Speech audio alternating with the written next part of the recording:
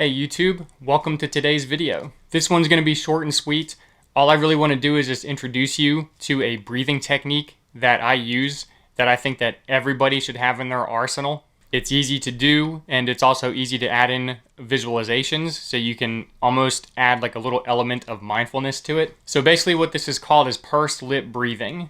And what you're doing is making your exhales take longer than your inhales, thus slowing your breathing, but without making any other effort than pursing your lips.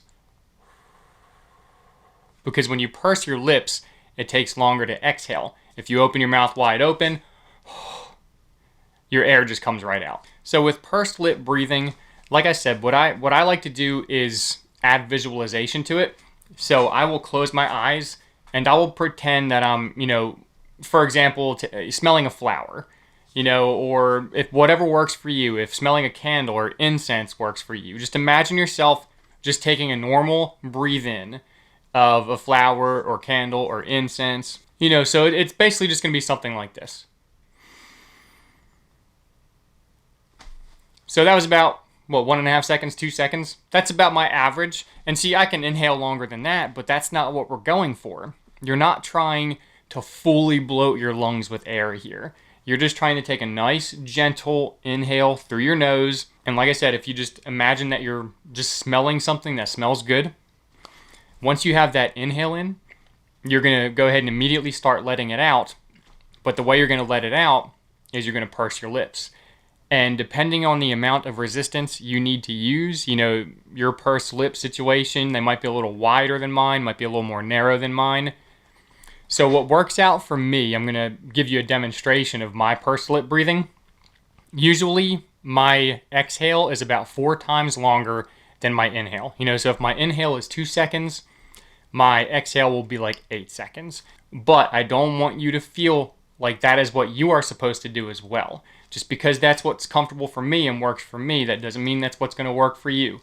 Yours could be longer, yours could be shorter, as long as you are extending your exhale. All right, so here's me pursed lip breathing.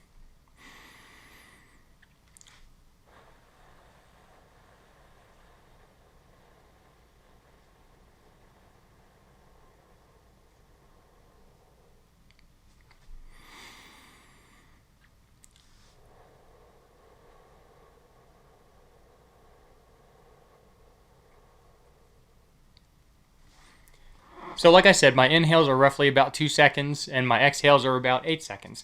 That's what feels normal for me. That doesn't mean that I count every time I do it.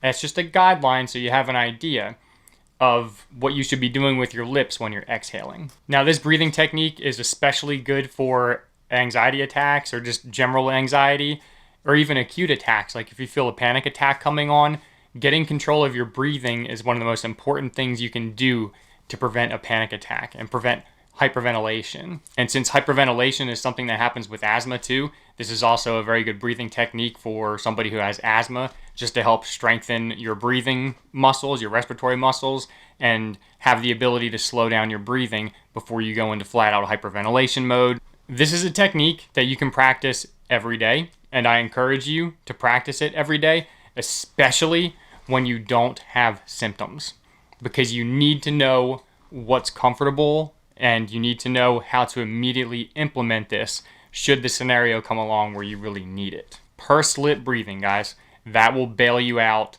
of a really bad situation.